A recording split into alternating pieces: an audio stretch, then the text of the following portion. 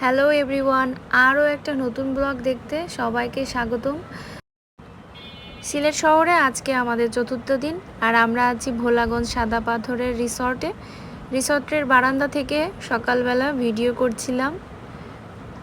ঘুম থেকে উঠে এত সুন্দর বাইরের দৃশ্য দেখে আর ভিডিও না করে পারিনি, তাই তোমাদের সাথেও শেয়ার করছি, চলো তোমরাও দেখে নাও। এই হোটেলে আজকেই আমাদের শেষ দিন, আমরা একটু পরে চেক আউট করে চলে যাব, তার আগে করে নেব ব্রেকফাস্ট। তো চলো তোমাদের দেখাই কি কি ছিল ব্রেকফাস্টে। তো শুরুতে ছিল ওয়াটার আর ট্যাঙ্ক, যেটার মধ্যে তেলাপোকা ছিল।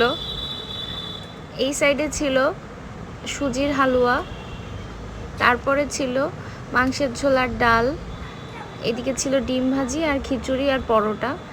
হোটেলের কোনো সার্ভিসই আমাদের ভালো লাগেনি। গত রাত্রের খাবারও ভালো ছিল না, সকালের খাবারও ভালো ছিল না। খাবারের মধ্যে তেলাপোকা, মশা এগুলো ছিল। আসলে হোটেলের বাইরে থেকে দেখলেও ভেতরে ভালো ছিল না। তো আমরা সবাই রেডি হয়ে নিয়েছিলাম, এবার বের হব, নতুন একটা হোটেলে উঠব। আর তার আগে ছিল নতুন একটা প্লেসে ঘুরতে যাব, যেটা অনেক সুন্দর ছিল, তোমাদের সাথে শেয়ার করব। আসলে সিলেটের প্রত্যেকটা এলাকায় টুরিস্ট স্পটই সুন্দর। আমি এখানে এসে যতগুলো স্পটে গেছি সবগুলোই ভালো লেগেছিল। তো এখন বলো তো আমরা কোথায় যাচ্ছি, বলতে কি পারবে কেউ? এইখানে অবশ্য নৌকাতে করে ঘোরা লাগে। আর আসার পরে দেখলাম চকচকা রোদ। একদিনও সিলেটে এসে বৃষ্টির কোনো দেখা পাইনি আমরা। সিলেটে নাকি অনেক বৃষ্টি, বাট এখানে প্রচণ্ড রোদ ছিল। যাই হোক, যারা অলরেডি এসে গিয়েছো এখানে তারা তো জানোই, আর যারা জানো না তাদেরকে বলে দিই, এটা হচ্ছে সিলেট শহরের বিখ্যাত টুরিস্ট স্পট রাতারগুল, যেখানে রিভিউ অনেক বেশি আর প্রাকৃতিক সৌন্দর্য অদ্ভুত সুন্দর। তো আমরাও এসেছি। প্রথমে টিকিট কাটতে হবে, আর পার হেড নৌকার রেট হচ্ছে এখানে 750 টাকা করে। তো সিরিয়াল অনেক, আমাদের প্রায় আধা ঘন্টা 40 মিনিট দেরি করতে হয়েছিল। তারপরে ভাগ্যিস ছাতা এনেছিলাম। অবশ্য ওখানে ছাতা ভাড়া করেও দেয়, ওরা নিজস্ব ছাতাও দেয়। আর এত কড়া রোদ, ছাতা না দিলে তো সমস্যাই। সাথে আমরা পানির বোতল নিয়ে গিয়েছিলাম আর এক্সট্রা খাবারও নিয়ে গিয়েছিলাম। আর আমার এই যে সাথে সেই টুপিটাও ছিল।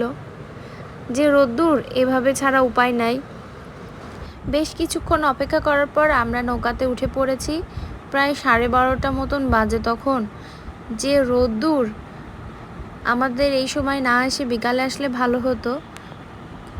যাই হোক, এসে যখন পড়েছি, চলো যাই ঘুরে আসি, কেমন লাগে দেখাই তোমাদের।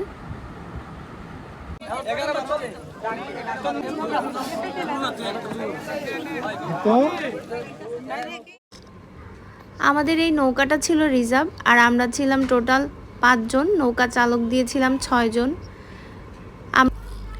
আমাদের আশেপাশে ছিল গহীন জঙ্গল, মাঝখান দিয়ে নদী বয়ে যাচ্ছিল, আর ছিল ঘোলাটে জল।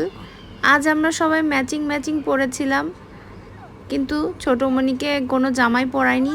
খুব গরম লাগছিল, জামা পরালে সে ঘেমে যাচ্ছিল, তাই তাকে এভাবে রিল্যাক্সে রেখেছিলাম।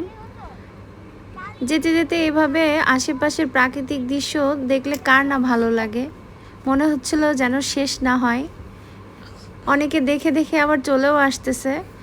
এখানে টোটাল 2 ঘন্টা আমাদের নৌকায় ঘোরাবে, কিন্তু আমরা বেশি সময় থাকিনি, কারণ যে গরম আর বাচ্চা নিয়ে যত দূর দেখা যায় ততটুকুই দেখে আসছি।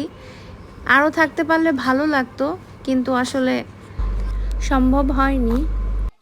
এরপর যতই ভিতরে যাচ্ছিলাম, সৌন্দর্য আরও দ্বিগুণ হারে বেড়ে যাচ্ছিল, আর জঙ্গলও ঘন হয়ে যাচ্ছিল। তো আমরা একটা জায়গায় দাঁড়িয়ে কিছু ছবি ভিডিও করছিলাম, ওখানে অনেকেই গিয়েছিল।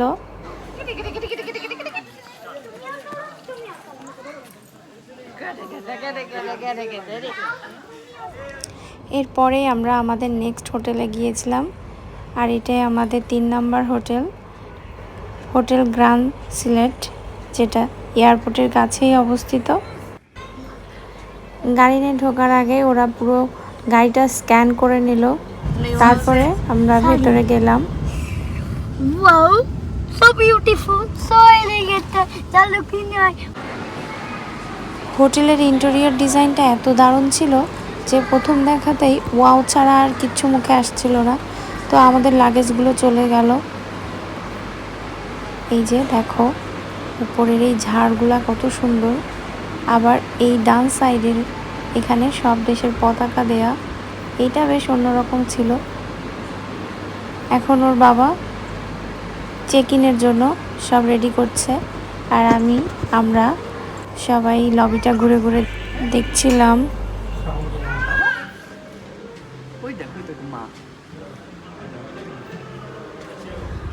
গত 2 দিন আগে ওরা ঈদ ফেস্টিভ্যাল উপলক্ষে এই রকমভাবে ডেকোরেশন করেছিল।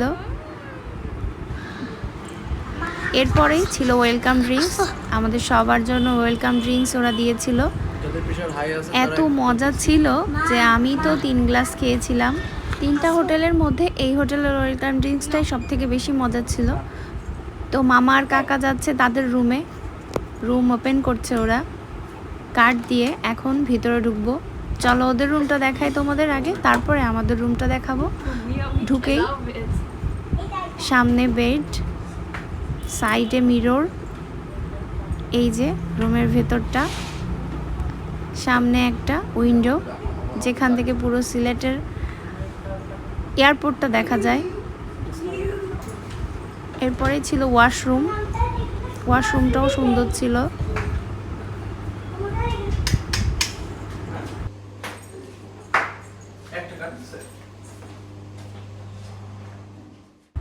তো চলো দেখাই আমরা কোন রুমে ছিলাম। তো ওপেন করলো রিতম দরজা, সে সুপার এক্সাইটেড। তো আমাদের রুমের মধ্যে ঢুকতেই সাইডে ছিল ক্যাবিনেট, তারপরেই ছিল ওয়াশরুম। ওয়াশরুমটা একই রকম। এরপরে আমাদের এই সাইডে ছিল মিরর, এইখানে ছিল বেডটা। এই রুমের এক্সট্রা 2টা টেবিল, এই রুমের এক্সট্রা 2টা টেবিল ছাড়া আর অন্য কিছুতে পার্থক্য নাই। এখান থেকে অনেক সুন্দর ভিউ দেখা যায়। এই যে দেখো পুরো সবুজ, সিলেট শহর মানেই সবুজের সমারোহ, আর সবুজ আমার কাছে খুবই ভালো লাগে। হোটেল গ্র্যান্ড সিলেট আমার কাছে ভালোই লেগেছে, বাট এখানে 3 বেলা বুফে সিস্টেমটা নাই। তো আমাদের খেতে যেতে হবে বাইরে। এখন সময় রাত্রের খাবারের জন্য এখন আমরা যাব বাইরে। তো চলো বাইরে যাই, তোমাদের দেখাই রাত্রের গ্র্যান্ড সিলেটটা কেমন লাগে। এই যে এখন শ্রীতম আর ওদের বাবা, দেখো তো তোমরা বলো কাকে বেশি সুন্দর লাগছে, হুইচ ওয়ান ইজ বেস্ট? তোমাকে সুন্দর লাগছে, সবাই বলো। ওই যে দূরে দেখা যাচ্ছে এয়ারপোর্টের রানওয়ের রাস্তাগুলা, লাইট জ্বলছে টিপি টিপি করে। হোটেলের থেকে বের হয়ে সামনেই ছিল এই জলের ফোয়ারাটা, যেটা রাত্রে আবার লাইটিংও হচ্ছিল, যা হোটেলটাকে আরও সুন্দর করে তুলেছে।